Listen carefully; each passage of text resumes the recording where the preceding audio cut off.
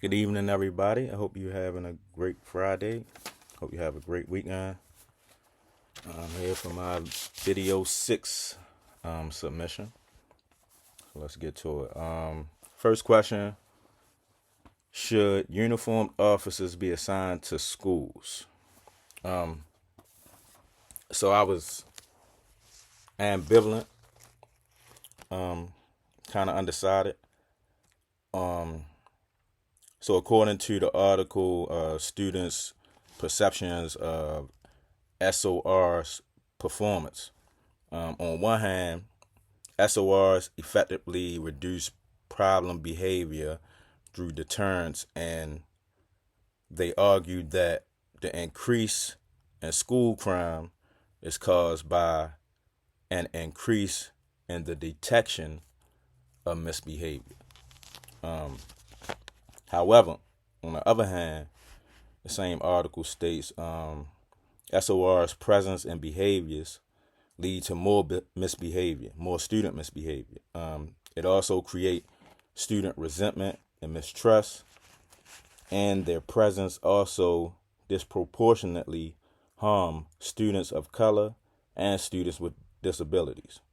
Um, Behavioral issues, specifically attention deficit disorder. Um, so, as an adolescent who experienced going to school at Lombard Middle School in the early 90s. I can tell you firsthand, the school police presence was always threatening and intense. Um, they never gave off a caring or trusting type of energy. I always felt like an enemy. Um, However, not knowing that at that time my house didn't even have gas and electric. My father had just started abusing drugs and had left my house. So I was now being raised by a single mother. And every day I went to school. If you know anything about Baltimore City in the 90s, I had to pass through Latrobe projects, Somerset projects, Douglas projects, Lafayette, and Perkins projects.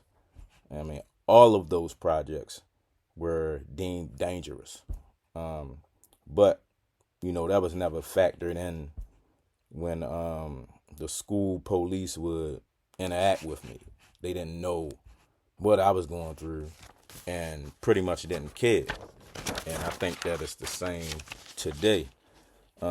One of the guest speakers on the documentary said that SOR's police presence and ticketing only addresses the symptoms and is equivalent to placing a band-aid on an infected wound.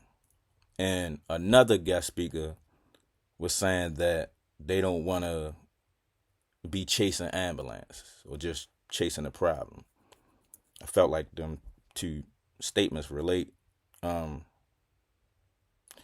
However, the young adolescent female who blew up her science project in school should have been educated on safety procedures, school policies, and a code of behavior instead of handcuffed and detained. According to the article, School Conflict De-Escalation, although law enforcement presence in schools have a tremendous impact on students, there is no federal training and certification standard that exists. It said that the government. Oh, I'm sorry. I'm reading. It's sad that the government would mandate a statewide policy for students with guns to be set in place without mandating the training and certification of those officers that was placed in these schools and topics like conflict management, mentoring and relational building skills, and most importantly, cultural competency. These are older individuals interacting with youth. Today's youth have a different culture from today's adults.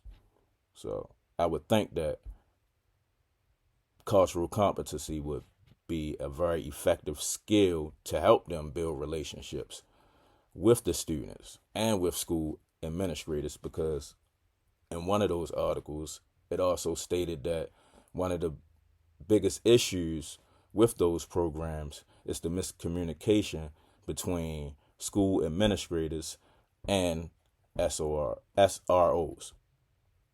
Sorry if I've been saying it wrong. I'm just gonna say officers from now on. That's my first time really hearing of a school resource officer, so I apologize if I mixed the letters up.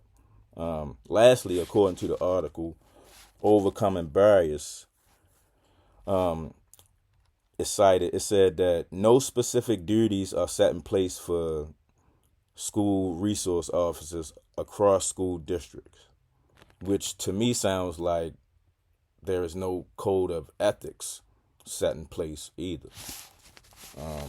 No standard for behavior. It's very strange that people would feel like the government hate the education department, because the future of the government will ultimately be created by some of those adolescents within the school system. That's obvious. However, the truth is schools cannot disconnect from communities. Thus, in minority communities where the police presence is hostile, that will eventually reflect in the behavior towards students of colors in the school system.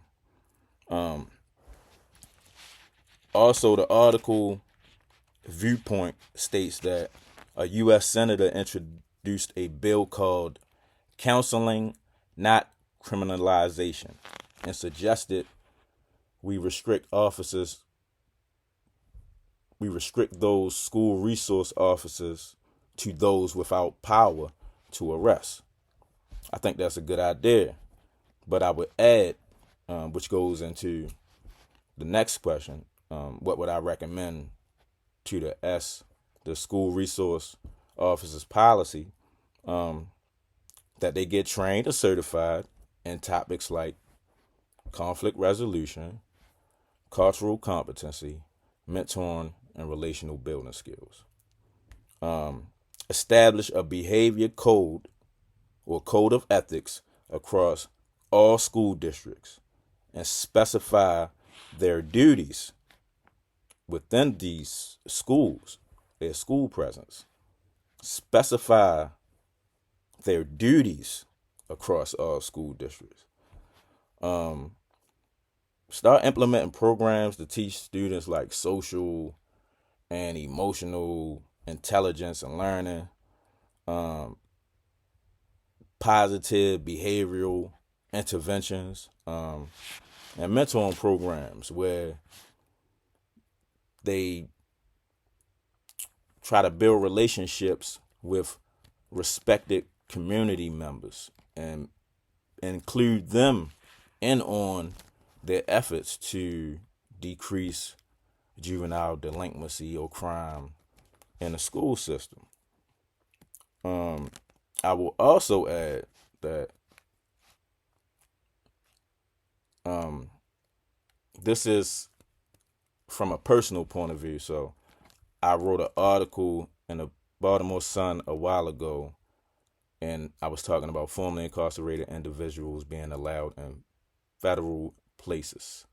So I will add, maybe some of those school resource officers can reach out to some formerly incarcerated individuals who are doing positive things now, who are credible messengers, people with lived experience that show their ability to transform and impact the youth in more effective ways than school administrators or school resource officers. Collab with them with their mentoring program or efforts as well. We have to include, it should be an asset-based community development model where we look at the strengths and the assets and the people in our community and we all collab. Lastly, we can't keep treating kids like criminals in the school system Then when they commit a crime and get locked up, now expect them to develop into rehabilitated, productive citizens. That's my opinion.